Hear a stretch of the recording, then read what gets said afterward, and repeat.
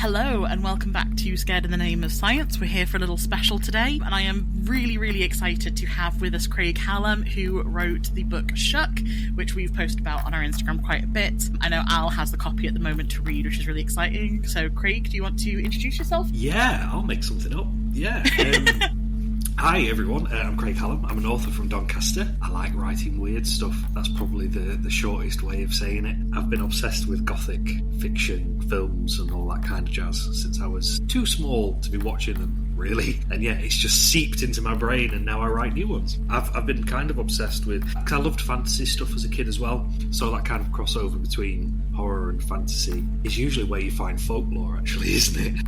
Absolutely, it normally kind of sits in the middle. And I don't think I realised I was really interested in folklore until maybe in my 20s, when I realised that folklore was a thing. Yes. Like a study that you could read about, and there were books on it. I just picked up tales, and I was always fascinated. People think that like somebody still lives in that house, or there's a black dog that lives in this certain valley, or and I'd always loved it, but never realised it was kind of a subject on its own. And once I did, that was it. I was in it. Yeah, absolutely, because you're right, folklore is that absolutely middle ground between sort of the true stories and fairy tales, and it's an interesting point in it as well that I feel like nowadays is becoming, it's creepypasta instead of folklore, which is wild how the kids now reinvent things.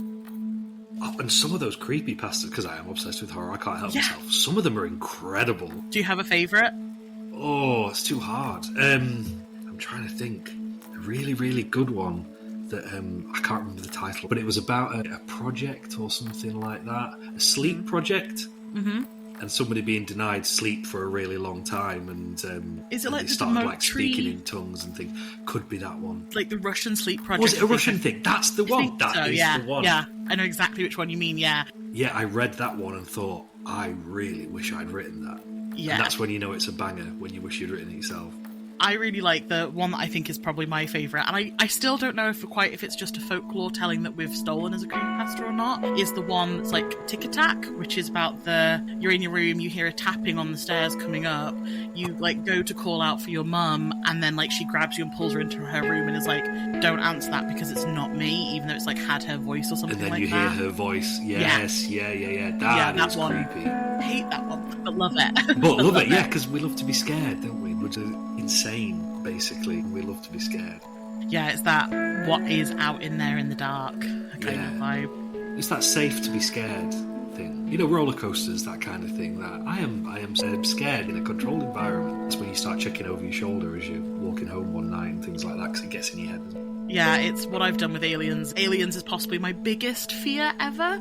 Like, I am terrified of them. I was all as a kid, but any like horror alien film I can get my hands on, I will watch with the curtains open at night in the dark. Yes. Don't ask me why. Way. But yeah, it's. I guess I just like being scared. There we go. I like to think of that more as preparation, really. Just preparing yourself for just in case the aliens turn up. It's like, I'm going to fill my head with all the information I possibly can. Yeah, research it thoroughly, be knowledgeable.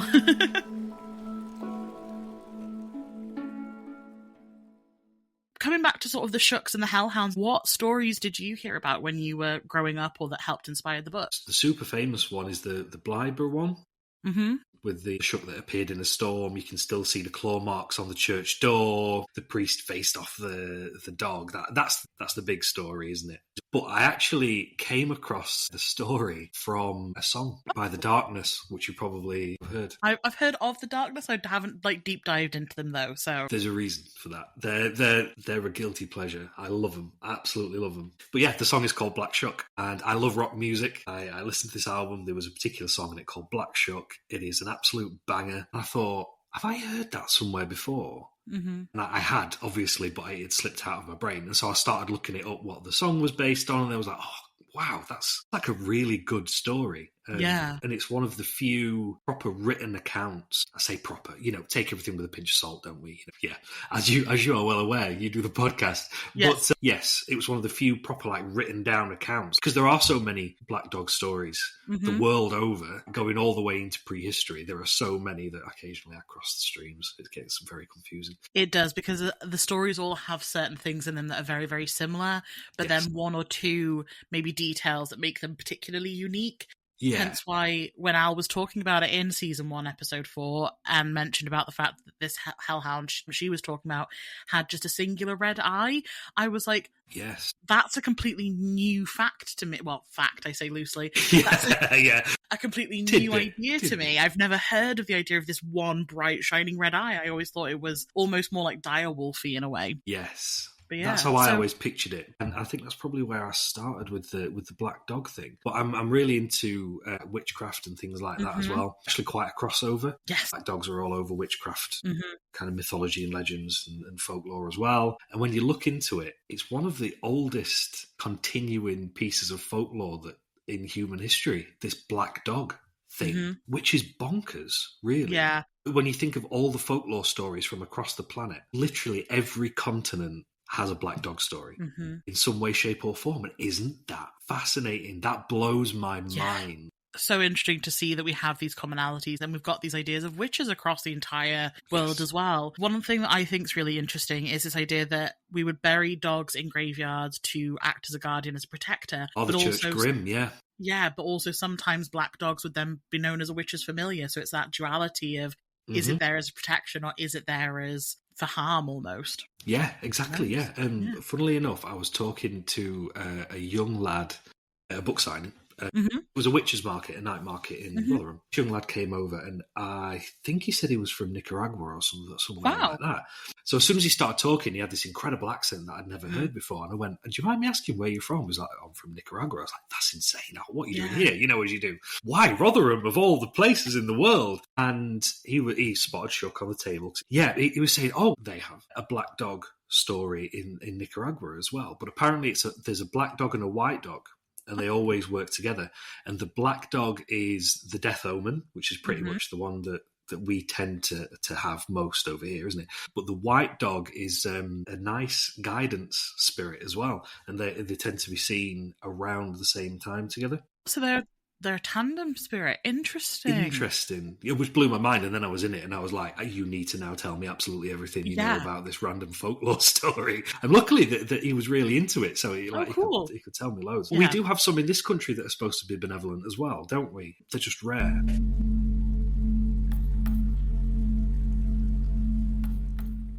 Whilst we're speaking about your book, could you tell me a little bit about the book if people do want to go ahead and order it? It's basically a kind of a gothic ghost story, really, based in Doncaster, my not-so-sunny hometown. I've been writing about 14 years now.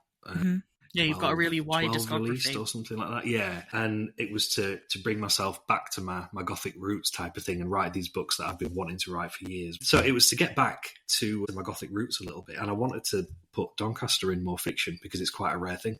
Yeah, it really is. It's kind of touched on in a couple of crime novels and things like that. It's always mentioned, but very little is actually based here. And when I started thinking about the kind of stories I wanted to tell, the idea was to write something about, because the pit closures in Yorkshire obviously was a massive piece of history for us. It completely changed the landscape of, the country, but Yorkshire in particular. Yeah. And I really wanted to dig into how that affected the families. And that kind of came together with this idea of a black dog kind of preying on this old guy. So from there, I ended up with Shucks. It's based in the late 90s, and there are two main characters. One of them is Gordon, the granddad. The other one is the granddaughter, Cassie. And Cassie is the age that I was then. Right. So a lot of what happens to Cassie either happened to me directly or happened to a friend. Wow, okay. Apart from actually physically seeing the dog, everything that happens to Cassie is entirely true. Wow. A lot of what happens to Gordon is based on true events, but I had to stretch it ever so slightly for that one. But so the idea is that Gordon lost his job in the 80s, never really recovered psychologically. His family dissolve over the course of the next 10 years or so. He loses touch with his daughter, and his granddaughter does come back to stay in touch, but without her mum knowing. So there's that family dynamic to it. And then Gordon loses his wife, Jean, and the book starts about 3 weeks after he loses his wife. Okay. So we find him on the edge of his garden, which is this is a real place. You can visit Gordon's garden. The place is called Townview Avenue. It's a little stump of road in the middle of a farmer's field, and it was supposed to be the start of a new miners' housing estate.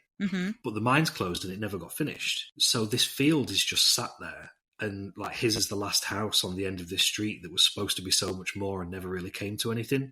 Wow, okay. And that's kind of the point of the story. Yeah. So he's in his garden looking at this field that was supposed to be full of families and all this kind of stuff, and it just came to nothing. And he's looking after Jean's garden because she's passed away, and he's not a gardener himself. He's not doing a great job.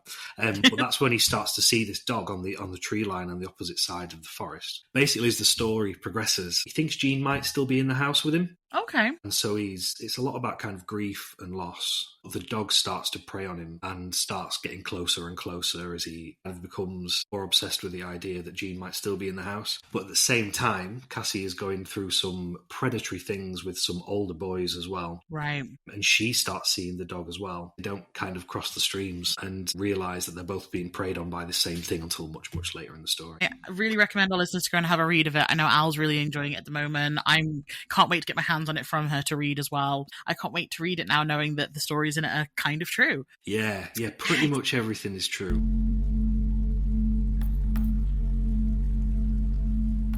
Do you think Shucks are real, or do you think there's something else? Do you think they're a demon, a ghost, a Lazarus taxon even? Yeah. What's your thought about it? Do you think they're real? Yeah, just all of it. Yeah, all of it. I love it. Yeah.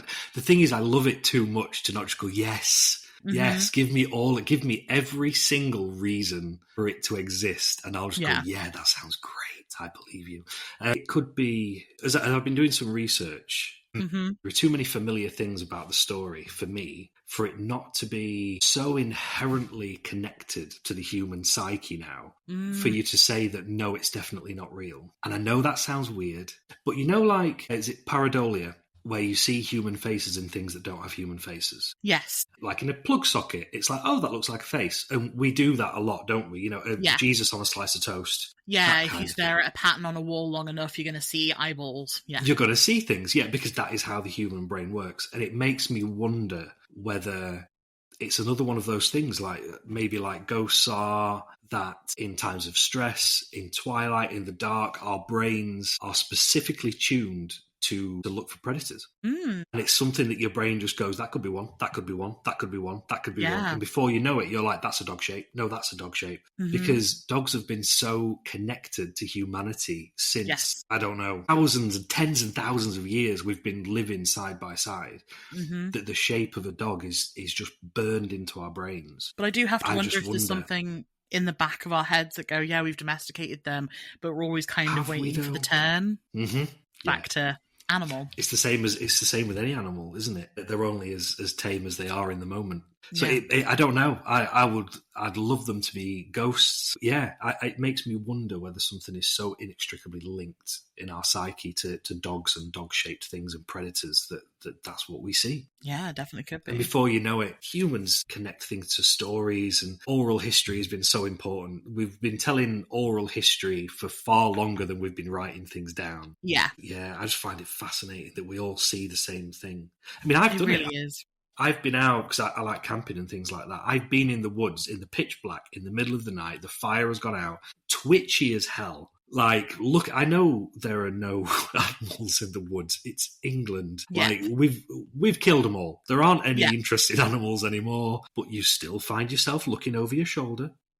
That depends on if you think there are the alien big cats or not. Yeah. Yeah, that's another fascinating one, isn't it? Yeah. Well, a researcher whose name I now forget has suggested that black dogs' sightings are actually large cats instead. Yeah. Yeah, she suggested that it was actually large cats because she was huge into that. So she thinks they're all big cats instead. And I'd never picked up that one before, so that one was a pretty interesting one. Yeah, you that just is flipped really... one folklore for another. Interesting. Yeah. See, this is where I'm trying to get Al to realise that realistically all these stories, they're just one thing for another, I think, which is kind of what I've talked about with this season. So the fairy season's crazy thing is the idea that aliens are just fairies. But one explanation is as good as another. Exactly. Because so we don't it's have all an just... answer, do we? So... Yeah, it's all just an idea at the end of the day. I think I'm more in love with the question than the answer. I will always love hearing about the theories and the what ifs and the... Yes. I'm terrible for being on Reddit and people saying, oh, I was in the Appalachian Mountains and I heard something whistling in the woods. And I'm like, cool, that's so cool. Yeah. What is it? I'm like, it doesn't matter what it is. It's cool, it's freaky, just enjoy it. Enjoy just the idea of something else being there that we don't know or understand, but it's almost teasing us a little bit there. Like, yeah. come and find me if you can.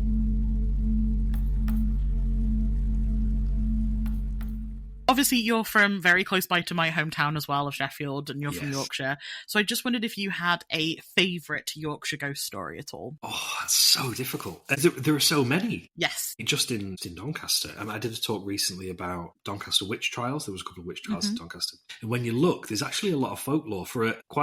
Doncaster's quite renowned to be a relatively boring place. But we do have cool stuff. One of my favourites is the Hangman's Stone, which you'll have probably heard this story before as soon as I start telling it, because they're all over the country. But basically, a sheep thief steals a sheep, ties it to a piece of rope, and he takes it across the fields in his escape. He falls asleep next to a standing stone. So the sheep doesn't escape. He puts the sheep on top of the stone. Okay. The rope is kind of hanging down off it. He ties the rope to himself and takes a nap. Perfectly normal thing to do. That's exactly what I'd do if I was nicking a sheep. What happens when he's asleep? Yes, is the sheep the runner. So the sheep jumps off the stone, but it jumps off the opposite side of the stone. No. Being tied to the rope and tied to him, the rope slips up around his neck and it pulls him over the stone and it hangs him. Wow. And he is said to still haunt where the stone once was, which has since been moved because people kept going and looking for it. There's a lane called Hangman Stone Lane, and that is where the stone was, and he's said to still haunt the lane. Oh. I love that one. Yeah, I've not heard that one before. That's really interesting. Can't tell you where. There's definitely a couple more where a similar story has been moved around. But, I know people are like, well, that means it's not true. I'm like, or there were 3 stupid sheep thieves. Yeah. Anyway. Yeah, or it was really, really common to happen. Yeah, or it happened all the time. But we live next to the Roman Ridge as well, which is the old Roman road that used to run straight through Doncaster when it was still called Daneham. And my previous house where I'm living now, the garden used to back onto the Roman Ridge, which is still a dirt track that runs all the way through town. And it is said you can still hear Roman centurions marching up and down the Roman Ridge at night. Well, that's really cool. You hear weird things. I try to take it with a pinch of salt, but I've heard weird stuff. I heard weird stuff in that house quite a few times. I was like, why are there horses? Well, that's so interesting. Wow. But that was like, the middle of the day. It could have very easily actually been a horse. Being horses, yeah. Because we do have a lot of horse and carts still around Doncaster, because apparently we're still in the 1700s. I can relate. I'm in a similar small Welsh town now, and we have the horse buggies going up and outside our house at least twice a week. Yeah, exactly, yeah. And it seems like such an odd sound the first time you hear it, because you feel like you've been thrown back in time, but then you kind of get used to it, don't you? Yeah, you absolutely do. Even my dog's used to it now, which is good. I think my favourite one is when I went to Thornbridge Hall as on a residential when you're in year 6 or something, year 7 or something, and they have a high wires course, and I was the first one up in my class, so I was stood at the top waiting for everyone to get their way up, and saw a headless, white, naked lady legging it through the forest in the middle of the day. What?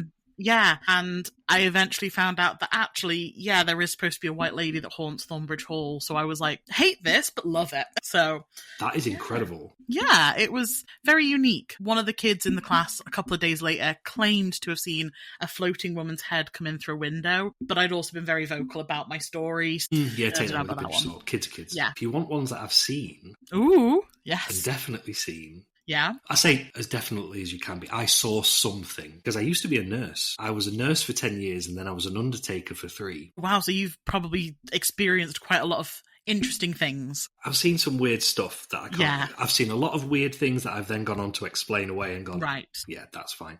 I have seen a few, however, that I still can't. I would love it if you could share one with us. Ones. But believe it or not, one of them is a black dog. No way. So in Tickhill Road Hospital, which is in Bolby in Doncaster, is where I worked mostly. It's a lot of disconnected kind of rehabilitation wards, and they're all connected by single corridors, so it's not like a full building. There's a lot of walking down corridors to get from one place to another, which at 4 o'clock in the morning is freaky to anybody. It's a liminal space, like we've talked about on a previous episode. The lights are really low. Like, say, 4 a.m. is that time when your brain starts doing weird stuff anyway. Yeah. Night shifts, you're tired. Yes. It was one of the first night shifts I ever did. So I was 16 and I was a nursing assistant at the time. So you do your rounds, like once an hour or so. If no buzzers go off, you just do a round, just make sure that everybody's okay. Yeah. And this ward split from the day room in 2 directions with 3 bays at the end of each, if that makes sense. So I take a right, I'm going to go check some of the bays down the bottom. And as I look down the corridor to where the bays are down at the bottom, the first thing that I saw was someone or a person-shaped thing move from around the corner, walk across the corridor and into one of the bays. Okay. Yeah. So I assume somebody's got out of bed.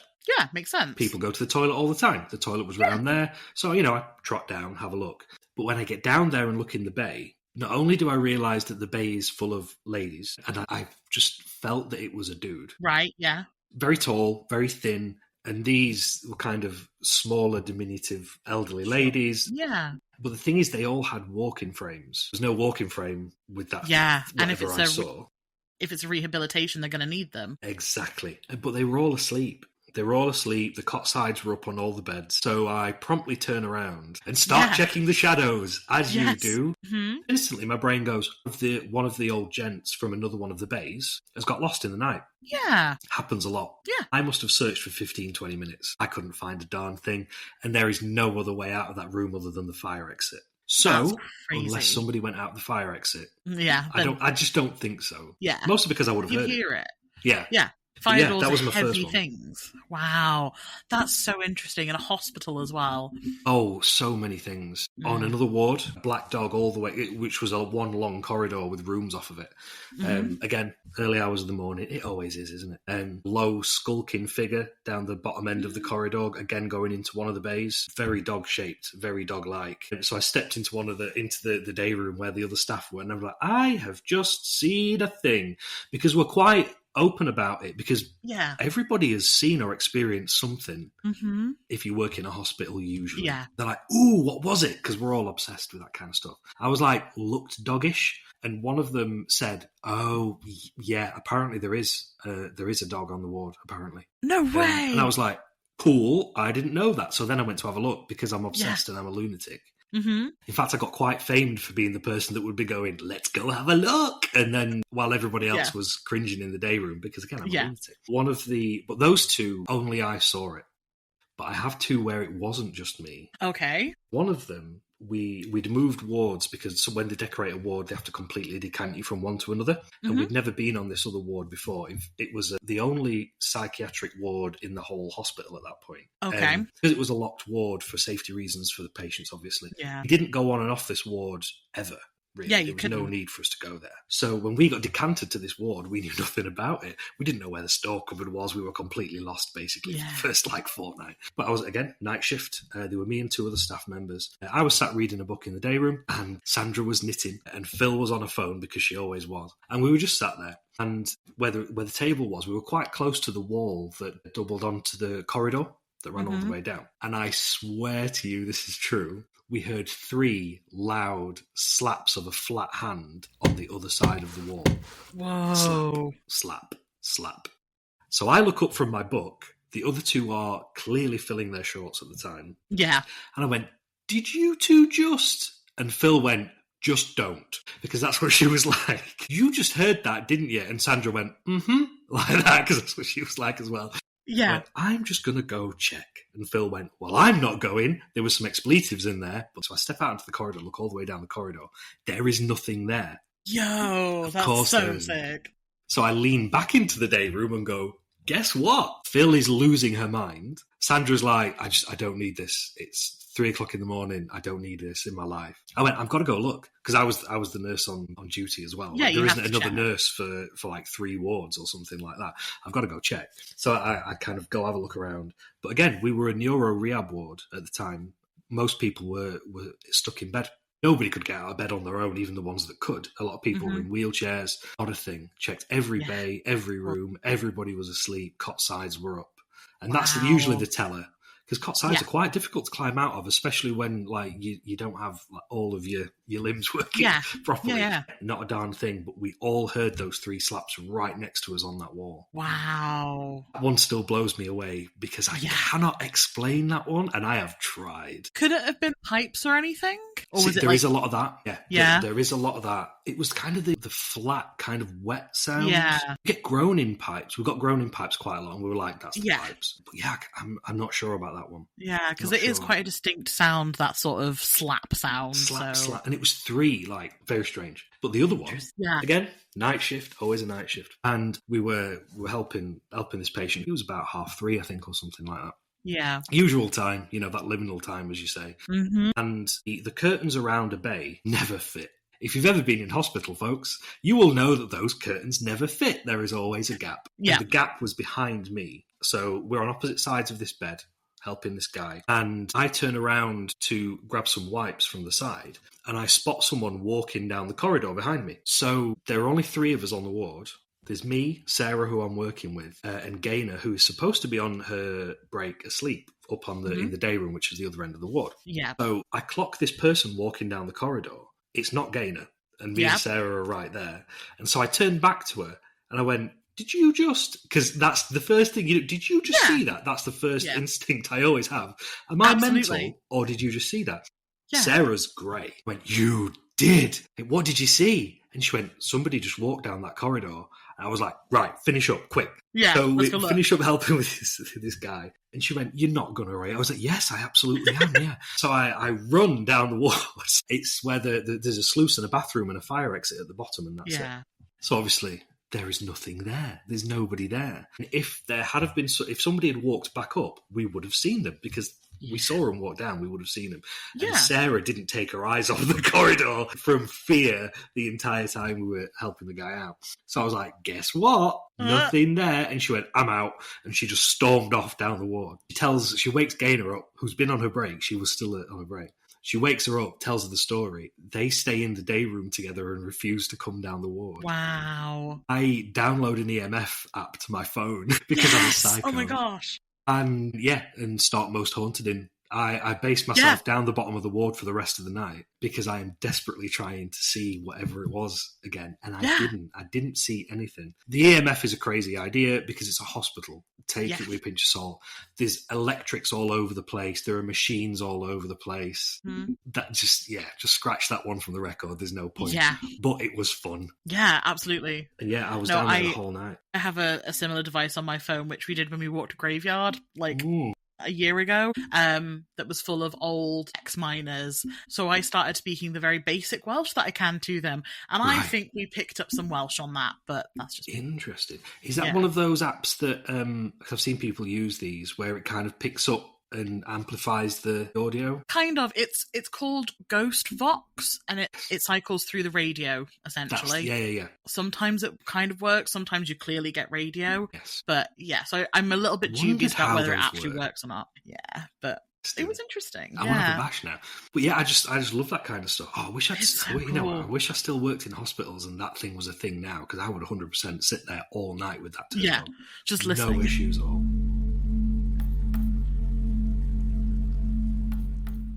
Yeah, being an undertaker, you see things move around. I didn't really see anything, weirdly, being surrounded by dead people. Didn't really see anything. But to explain that one away, if you do want an explanation. Sure. I mean, I always thought that nobody died there, though. Yeah. People come to us to be cared for. Nobody dies there. Mm-hmm. Hospitals, people die every single day. And they also kind of flirt with the boundary line as well. Yeah. So, I mean, a lot of people are riding that line. And the things that people have seen. Yeah. That obviously, I can't corroborate because I didn't see it, but I've been with a lot of people when they were taking their last, and the things that people see, it is freaky. Yeah. Usually quite consistent, which makes you wonder, is it a thing? Is it just the way the human brain works? Does your mind naturally go to loved ones and past times when you know that you're at the end? And then as your brain's misfiring, do you get hallucinations? Or are they stood there at the end of the bed and you're the only person who can't see it? It makes you wonder. No, absolutely. I was actually talking to my dad a week ago, and he explained he was going to rent a house in Cyprus, and when he was talking to the guy who was signing the contract with, the guy said, I need to tell you just before you sign the contract, I was asleep in bed a couple of nights ago and I woke up because I felt like someone was watching me, and my grandparents, who used to own the house but have recently died, were stood at the end of my bed. Interesting. And the guy followed on and said, and then 2 nights ago, I was in the bath relaxing, and again I felt like I could see someone watching me, and my grandma was in the doorway. And so it is interesting, and I do think places where you have that boundary line, that crossover are probably, Al would hate this, but it builds that energy and it builds the sort of loops, like thin places, doesn't it, kind of? Stephen King calls them thinnies, I think, doesn't he? I mean, the idea of a liminal space is quite new, not new, but like the term liminal space is quite a new one in the public consciousness, I think. Yes. I always used to call them tweens. Yeah. Wait, I've read that somewhere. Yeah, and I don't know where I picked that up from, but I always used to call them tweens because they're tween one place and another. Is it Philip Pullman's Maybe Northern Lights? Yeah, possibly. Yeah, that would explain. I think that's what they call them in that. I'm going to have to double check. I've got the books across the room from me, actually. I'm going to have to check that because I've definitely read that as well somewhere. Yeah. Well, I used to say, when you say, oh, why is it always 4:00 in the morning? I said, it's a tween. And they were like, what do you mean? It's always between night and day. It's, your brain's in that transitional period. Your brain's going, go to sleep, you lunatic. You should be asleep. But it's also going, you need to be awake in 2 hours. Like, you're completely messed up. Yeah, my best friend, though, is a trainee paramedic and works as an auxiliary nurse, and he does a lot of night shifts. Yeah. So I'm going to have to turn around now and be like, hey, can you tell me about this? Yeah, have you ever... If he doesn't have at least one story, I will be really, really surprised. Well, mind you, I'm kind of developing this idea at the moment that, you know how there are people that sort of attract this stuff to them and are more sensitive to it? Yeah. I also wonder if there's the opposite, people who are nulls and repel it almost, because if there's completely switched off, there has to be a minus, you know? Interesting, I like that, yeah. Positive I have been told energy. On several occasions that I've got a thing. Met a guy, again, but book signings, man. You meet some of the most interesting, fascinating, freaky people at book signings. God, I love them. I absolutely love conventions as well. You meet some great people at conventions. And one guy, was he a spiritualist? Something like that. Anyway, he did readings of some kind. This was like 10 years ago now. And he came up to my table and he went, "You see weird stuff, don't you?" And I went, "You're pretty weird." And he laughed. And he went, "No, you see weird stuff, I can tell." And I just went, Because at that point, I was going through a phase where I was like, I'm not going to acknowledge any of this. I'm going to let you talk and I will just listen. Yes. And so I was trying that for a little bit. Yes.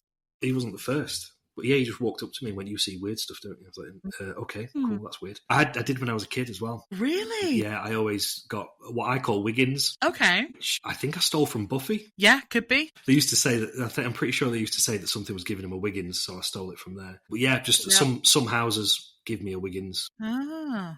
Some places. But yeah, there was usually a story there. It makes you wonder, doesn't it? I don't do it as much now I'm older. Maybe it was just a kid thing, just, overactive imagination. Again, take it with a pinch of salt. But it is fun and it is interesting. Yeah, no, absolutely. And you do have this thing where they say, kids see more stuff because they're more open to it, less jaded and things like that. And the world hasn't turned their brain off yet. Yeah, old people are also supposed to see other stuff as well because they're closer to this like sort of boundary almost. The one because they're on the way out. Let's say what we mean. Yeah. We've got kids are very close to being on the way in. Old people are close because they're on the other side of it. So you never know. Yeah, fresh souls and old souls. Yeah, but I always wonder then, what about like students? Why don't they see more stuff? Because they're always awake at the tween hours. I never thought of that. Yeah. Yeah, like I'm surprised we don't see more from students being like ghosts everywhere. Ghosts for days. Yeah.